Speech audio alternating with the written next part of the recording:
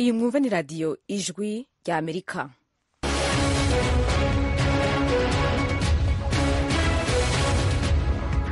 radiyo ijwi rya Amerika isamiranira i Washington DC mu Kirundi no mu Kinyarwanda. Mu Rwanda mutwumvira kuri FM 104 n'ibice bitatu i Kigali na FM 93 n'ibice bitatu i Karongi. Mu Burundi ni ku mirongo migufi ya metero 25, 31 na 41.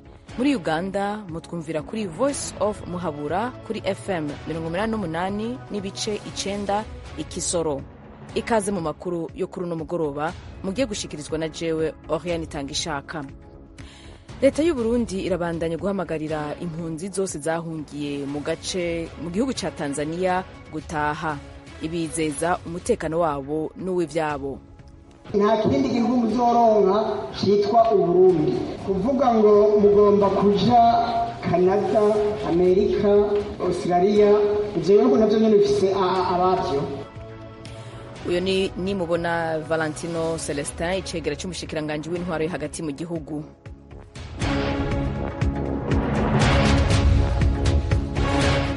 Perezida wa Repubulika Iharanira Demokarasi ya Kongo Felix Tshisekedi ararega uwo yasimbukuye ku butegetsi Joseph Kabila gutegura imigumuko muri ico gihugu.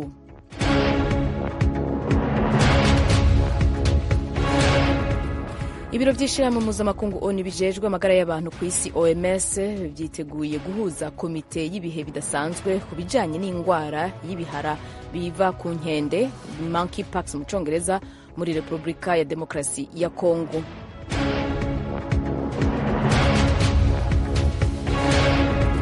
Handi naho muri Afrika, Nigeria yataye muri yompi abanyagihugu ba Pologne 7 bariko barakora imyerekano bafise amabendera y'igihugu c'u Burusiya. Idonido ni mukanya.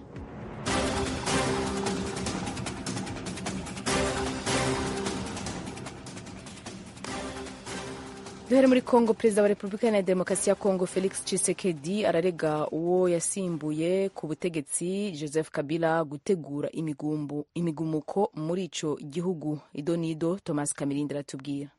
Corneille Nangaa wahoze ari perezida wa komisiyo y'igihugu y'amatora ya Kongo ku butegetsi bwa Kabila yatangaje ivuka ry'urugaga AFC mu kwezi kwa 12 gushize. Yasobanuye ko umugambi ari ugushyira hamwe imitwe ifite intwaro, imitwe ya politiki itavuga rumwe na leta na societe civile kugira ngo barwanye guverinoma ya Tshisekedi. Bamwe mu bayoboke bakomeye b'ishyaka rya Kabila PPRD bakurikiye Nangaa muri AFC. Ubu barimo baraburanishwa badahari mu nkiko za gisirikare i Kinshasa, bashobora gukatirwa urwo kwicwa. AFC irimo na M23. Mu kwezi gushize Leta Zunze Ubumwe za Amerika yashyize uru rugaga rwose ku rutonde rw'imitwe y'inyeshyamba yafatiye ibihano. Mu kiganiro yahaye radiyo yigenga yo mu gihugu cye yitwa Top Congo, aho ari mu Bubiligi kwivuza, Perezida Tshisekedi ati AFC ni Kabila. Yemeza ko Joseph Kabila agamije kwigomeka ku gihugu no guteza imvururu. Perezidansi ya Kongo yashyize iki kiganiro cye no ku rubuga rwayo rwa X yahoze ari Twitter. Perezida Tshisekedi ariko nta makuru arambuye cyangwa ibimenyetso atangamo. Tukiri kumwe Thomas, Leta Zunze Ubumwe za Amerika igiye guha Repubulika ya Demokarasi ya Kongo imfashanyo ingana n'amadolari miliyoni 414 yo gufasha abaturage mu kaga. Nanone Thomas Kamirindi bandanye. Mu kiganiro cyihariye yahaye ikigo ntaramakuru Reuters cyo mu Bwongereza, ambasaderi wa Leta Zunze Ubumwe za Amerika mu mashami y'umuryango w'abibumbye ashinzwe ibiribwa n'ubuhinzi Jeffrey Prescott asobanura ko igice kinini cy'ingengo y'imari kizanyura mu miryango ya Loni n'iyigenga itera inkunga zihutirwa cyane mu biribwa n'imirire, amazi meza no kuyasukura, ubuvuzi n'isuku n'ubwugamiro. Ikindi gice kizagurira abahinzi borozi bo muri Leta Zunze Ubumwe za Amerika ibiribwa byo kohereza muri Kongo. Prescott avuga ko yizeye ko Amerika izabera urugero ibindi bihugu nabyo bigakura mu masanduku yabyo imari yo kugoboka Repubulika ya Demokarasi ya Kongo. Loni irimo irasaba abanyamuryango bayo gukusanya muri uyu mwaka amadolari miliyari 2,600,000 yo gufasha abari mu kaga muri Kongo. Isobanura ariko ko imaze kubona 1/3 cyayo cyonyine. kuva mu 2022 intambara ya M23 n'ingabo z'igihugu yirukanye mu byabo abaturage barenga 1,700,000 mu burasirazuba bwa Kongo, biyongera ku bandi bari basanzwe baravuye mu byabo, ku buryo ubu ababaye impunzi imbere mu gihugu barenga 7,000,000. Ariko muri rusange abakeneye imfashanyo zihutirwa bose hamwe mu gihugu barenga 25,000,000, ni hafi 1/4 cy'abatuye Kongo bose. harakoze Thomas Kamirindi. Abajejwe umutekano muri Nigeria batangaza ko bamaze gufata bagashyira muri yompi abanyagihugu 7 bo mu gihugu ca Pologne bazira mu myerekano bakoze ko bari bafise amabendera y'igihugu c'Uburusiya. Diane Ninahazwe aratubwira ibindi kuri no nkuru. Umuvugizi w'igisata kijejwe umutekano muri Nigeria Peter Afunanya yavuze ko abanyagihugu ba Polonye bose bahagarikiwe mu myerekano yabereye muri leta ya Kano iri mu buraruko bwa Nigeria. Amadarapo y'Uburusiya bayadugije nk'ikimenyetso co kwerekana impungenge bafise kuco bita ibikorwa vy'Uburusiya vyongera ku bwinshi mu karere ka Afrika y'Uburengero. Abagirizwa kuba barabakoreye bimwe mu vyapa bari bafise nabo nyene batawe muri yompi. Abajejwe umutekano ariko aha ntibatomora niba abo babakoreye ivyapa ari abanyagihugu ba Nigeria canke ari abanyamahanga. Igisata kijeje umutekano nticigeze gitangaza imyidondoro y'abo banyagihugu ba Pologne batawe muri yompi, eka nticanavuze n'impamvu bari ku butaka bwa Nigeria. Casiguye gusa ko cabahagaritse mu ntumbero yo gucungera umutekano w'igihugu, congera gitomora ko batahagaritswe bazira ubwene gihugu bwabo. Stanislaw Gulinski aserukira Pologne muri Nigeria yemeje no makuru avuga ko bamaze imisi 2 bahagaritswe. Mu nama yakoranye n'umushikiranganje ajejwe vy'imigenderanire ya Nigeria n'ayandi makungu hamwe na bamwe mu badiplomate ya Abuja, yagize ati amakuru yabo ya nyuma mperuka avuga ko bari mu ndege ibavana muri leta ya Kono ibatwara ya Abuja. Ambassadeur Stanislaw Gulinski yirinze kugira ibindi vyinshi atangariza abagenzi bacu bo mwitorokanizo ry'amakuru y'Abongereza Reuters bari bamurondeye basaba umuco urenzaha kuri no nkuru. Urakoze Diane Nahazwe. Andi naho ibiro vy'ishirahamwe mpuzamakungu ONU bijejwe amagara y'abantu ku isi OMS vyiteguriye guhuza akanama k'ibihe bidasanzwe ku bijanye n'ingwara y'ibihara kuva biva ku nkende monkeypox muri Repubulika ya Demokarasi ya Kongo. Eugene Mukankusi aratubwira ibindi. Mu kiganiro yagiranye n'abanyamakuru, umuyobozi w'ishami ry'umuryango w'abibumbye ryita ku buzima OMS Tedros Adhanom Ghebreyesus kuri wa gatatu yavuze ko iyo komite izaterana igasuzuma niba icyorezo cy'ubushita bw'inkende kuri ubu kiri muri Repubulika ya Demokarasi ya Kongo ari ikibazo cyihutirwa kibangamiye ubuzima bw'abaturage ku buryo byatera impungenge ku rwego mpuzamahanga. Uyu muyobozi w'ishami ryita ku buzima ku isi yavuze ko komite y'ibihe bidasanzwe izashyirwaho vuba bishoboka, ariko ntiyavuze itariki y'inama nyirizina cyangwa ngo agire ibindi bisobanuro atanga. Kugeza magingo aya muri Repubulika ya Demokarasi ya Kongo habonetse abantu bagera mu 27,000 banduye icyorezo cy'ubushita bw'inkende, kandi iyi ndwara yatwaye ubuzima bw'abarenga 1,100. Abenshi muri abo bari abana. Ni ukuva icyorezo cyadutse mu mwaka wa 2023. Mu karere k'ibiyaga bigari bya Afurika, iyi ndwara kandi yagaragaye muri Uganda, mu Rwanda no mu Burundi, Kenya na Repubulika ya Centrafrica, ibihugu bituranye na Kongo.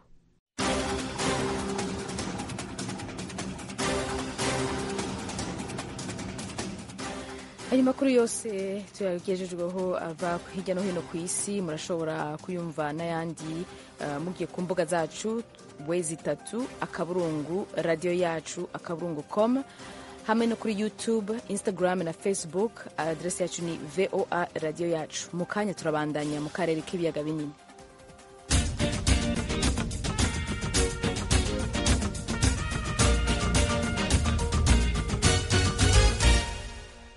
Amakuru yo mu karere k'ibiyaga binini tuyahere muri Kongo. Kuri uyu wa gatatu abagize societe civile mu gisagara ca Uvira mu ntara ya Kivu y'Epfo bahamagaje imyerekano yo gusaba leta ya Kongo kongereza ibitigiri vy'abacamanza muri Fizi na Uvira. Ni inkuru y'umenyesha makuru bijwi rya Amerika Vedast Ngabo i Uvira. Abagize societe civile barekejwe n'andi mashiramwe yigenga bakoze imyigaragambyo bava yitwa Kakungwe berekeza kuri meri ya Uvira bamwe muri bo bari bafite ibyapa byanditse ko bashaka abacamanza, abandi nabo baririmbaga indirimbo zivuga yuko bashaka ko abacamanza boherezwa muri Uvira na Fizi.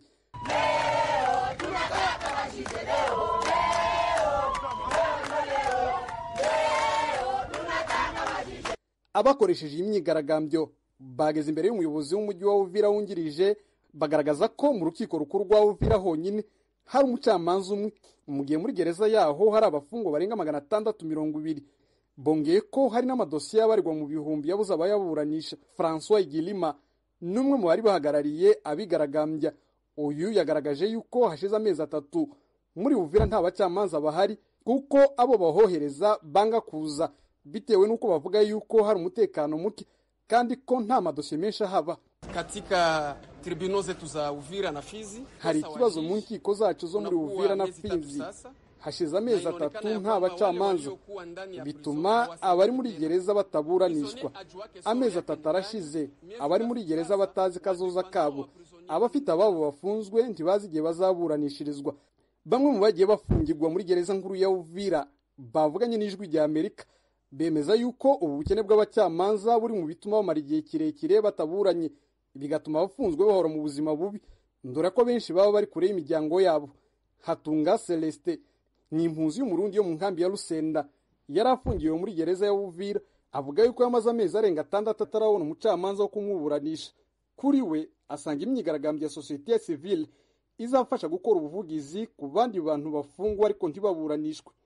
Bari baratevye kubera yuko abantu benshi na cyane cyane nk'abarundi bari muri zikambi zibiri ubutwawe ibuvira, benshi bagwayo bivanye nuko bakaza gupfa batanaciriwe imanza, bivanye nuko atabacamanza bahari babakwirikirana.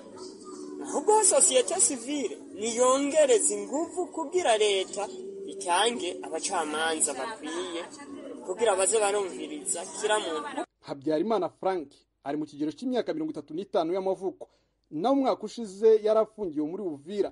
Aragaruka ku bibazo by'ingutu bahura nabyo kubera inzego z'ubutabera zidakora neza muri Uvira. Naro nkusanga bakubwira ati gemaze y'imyaka 7 maze imyaka 15 kandi sindigira nsamba no kuza kumfunga, mbere munaganira akabwira ati je dossier yanjye nta niyonzi ntibaho nakarenganya.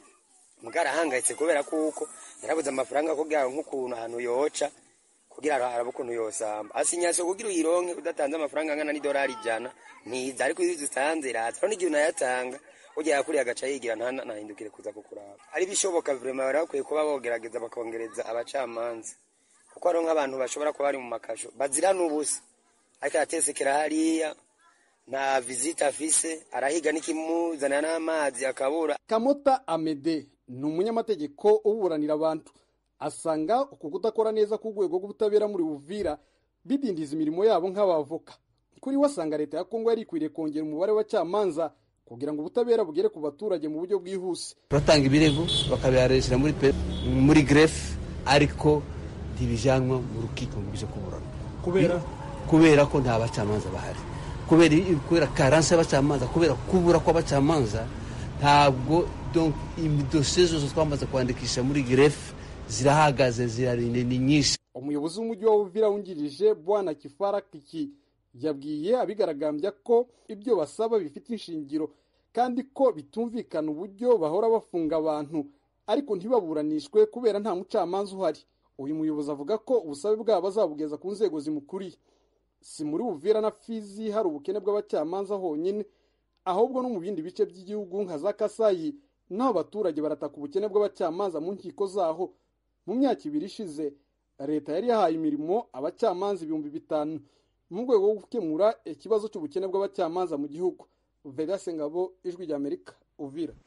Urakoze Vedaste Ngabo kuri iyo nkuru. Leta y'u Burundi irabandanya guhamagarira impunzi zose zahungiye mu gihugu cya Tanzania gutaha, ibizeza umutekano wabo n'uw'ivyabo. Reka twumve James Joven muri Tanzania aduha ibindi. ivyo bikubiye mu ijambo ryashikirijwe na Nibona Valentino Celestine icegera c'umushikiranganji w'intwaro yo hagati mu gihugu c'u Burundi mu nama nyabutatu yahuje leta ya Tanzania, Uburundi na ASER hagati mu nkambi ya Nyarugusu kuri uyu wa gatatu. Bwana Nibona yashimangiye yuko leta ye ifise imigambi myinshi yo kwakira impunzi, umutekano ukwiye, kubashakira inzira nziza z'amajambere mu miryango no kubaha imitahe. Ubu twagize indinganizo y'iterambere ijanye n'Uburundi bwifashe gushika mu 2040, Uburundi buteye imbere gushika mu mwaka wa 2060. Twaje kubabwira yuko twese abarundi atanumwe avuyemwo ko twifuza yuko twofatana mu nda gushika kuri iryo terambere. Ariko rero burya abagizi ba nabi ntibabura bosha nabi abarundi bahungiye inyuma y'igihugu. Nta kindi gihugu muzoronka cyitwa Uburundi. Kuvuga ngo mugomba kuja Canada, Amerika, Australia, ivyo bihugu navyo nyene bifise abavyo. Bamwe mu Barundi batuye mu nkambi ya Nyarugusu baserukiye bagenzi babo muri iyo nama basanga leta y'u Burundi ikwiye gukemura ikibazo c'umutekano mbere yo kubahamagarira gutaha. None ayo mahoro avuze abari hariya mwabonye ko twebwe turi ngaha ariko twoje hariya tukayaronka kandi n'abariyo bayabuze hariya mu ntari wanyu kubera iki intara zimwe ziva hariya zigahungira ahandi. Mwarone niwe gutunganiriza abari hariya mwabonye ko twebwe ariko muza gutunganiriza n'imvyino zari zo kuvuga ko bazodusunga ko mpaka Inyarugusu. Abategetsi bo mu Burundi aribo bamwebwe kandi twarabumva twarabyumvise bariko babyina bavuga ngo tuzobasunga ko mpaka Inyarugusu. None turabibonye. Ku ruhande rwayo leta ya Tanzania yo isanga umugambi wo gutahukana impunzi ku bwinshi utagiye mu ngiro nk'uko byari bikenewe. Leta yemeza ko kuva mu kwezi kwa mbere uyu mwaka turimwo hamaze gutaha abarenga gato 9,000 mu gihe hari hakenewe gutahukanwa abarenga 28,000. Bwana John Warioba Mwita n'umuyobozi ajejwe impunzi mu ntara ya Kigoma wari muri iyo nama. Kwa mwaka huu peke yake kuanzia Januari hadi mwezi huu wa 8, muri uyu mwaka kuva mu kwezi kwa mbere gushika muri kwezi k'8, wakimbizi wasiopungua 9,000 wamesharejea nchini Burundi. Impunzi zitari munsi y'9,000 zaramaze guhunguka zerekeza mu gihugu cy'u Burundi. Kwa tunategemea wote hao wanaendelea vizuri na wanatoa ushahidi kwamba maisha ni mazuri Burundi.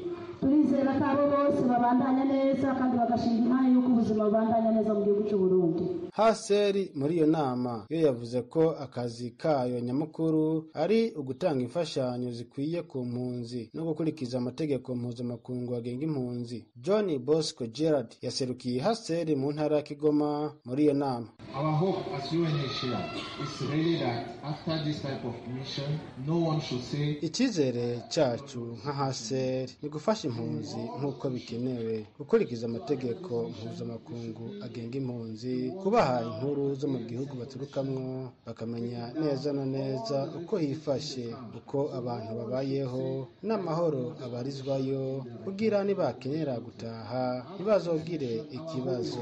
All the Burundians living here will be able to tell me about the condition in the country.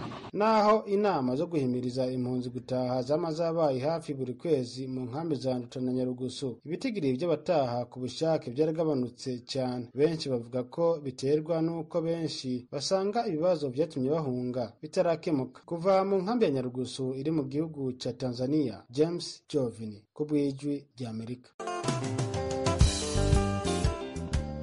Iyi ni radiyo ijwi ry'Amerika yumvikanira i Washington DC.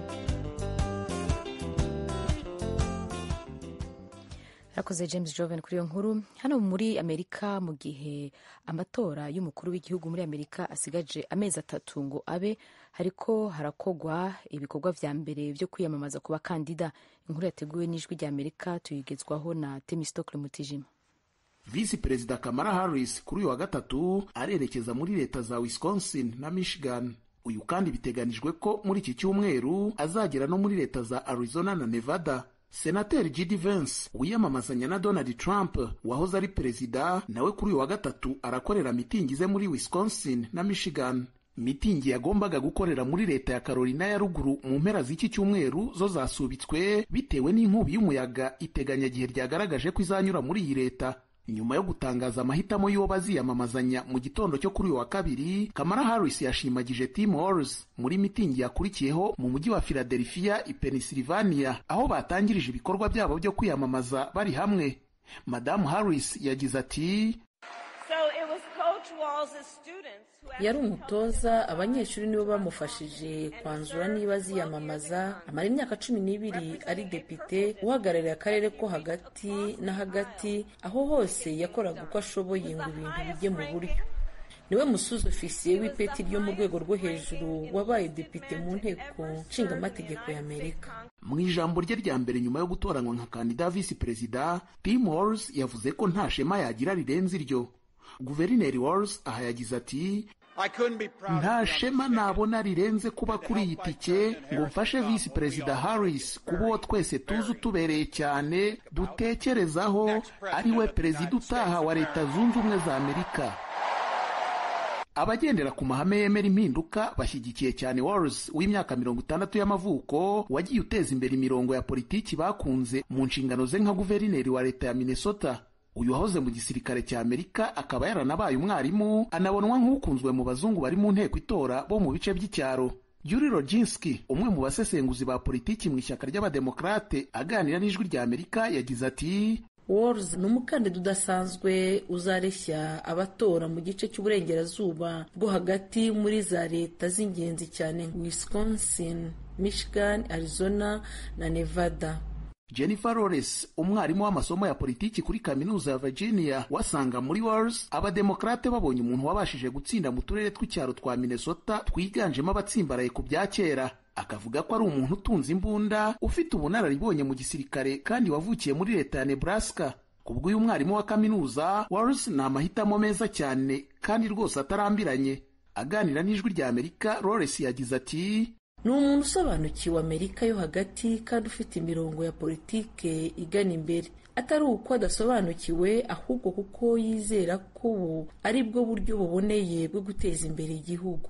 Akandi karusho k'inyongera, Walz yubashywe n'amasendika y'abakozi, ingingo ikomeye mu gihe Trump agerageza gushyira imbere ibijyanye n'umurimo. Na mbere y'uko abashinzwe kwamamaza Harris batangaza ku mugaragaro Tim Walz nk'uwo yatoranyije ngo azamubere visi perezida, abashinzwe kwamamaza Trump bari basohoye itangazo rimwibasira bamwita impirimbanyi y'uburenganzira idashoboye.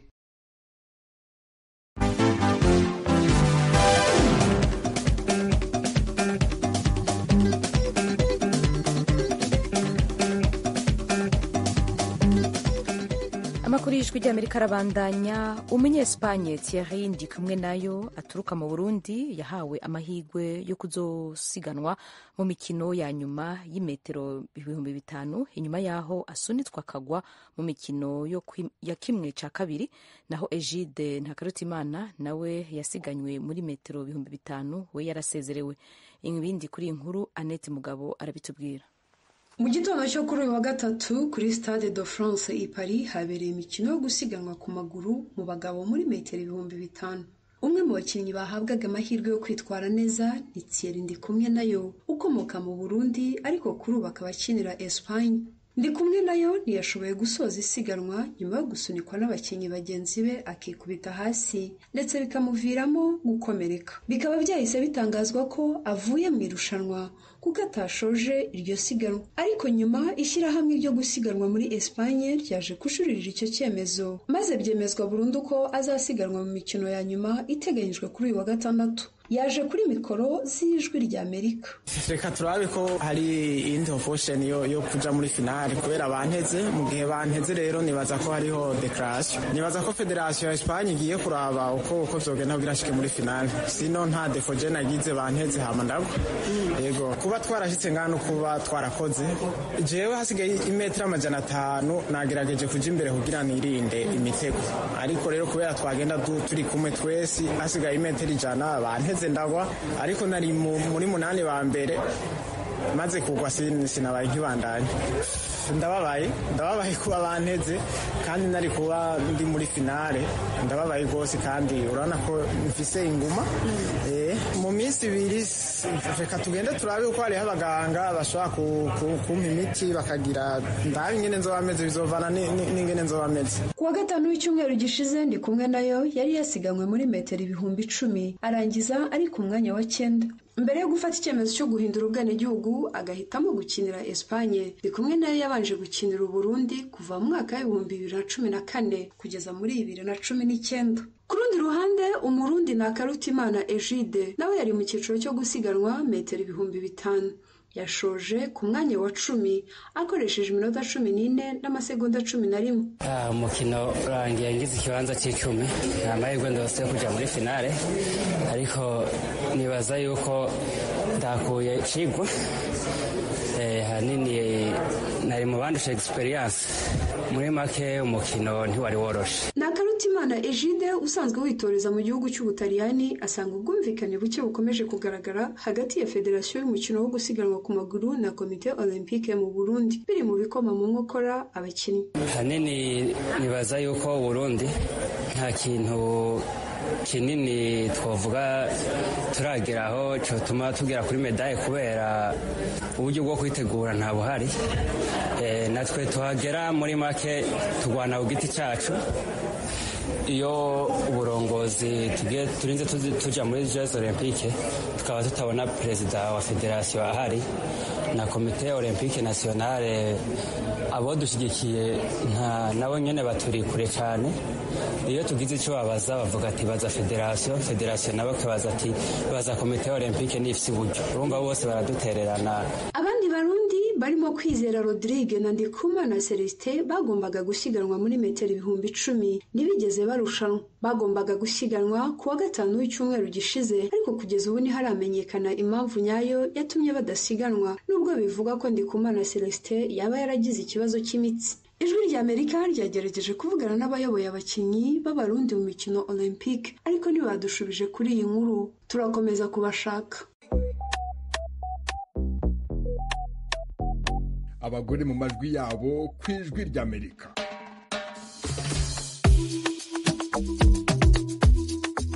Buri munsi kuwa gatanu mu kiganiro iwanyu mu ntara saa 7:20 tubagezaho ikiganiro cy'abategarugori. Murakoze gutera iteka abigeme n'abapfasoni ku Ijwi rya Amerika.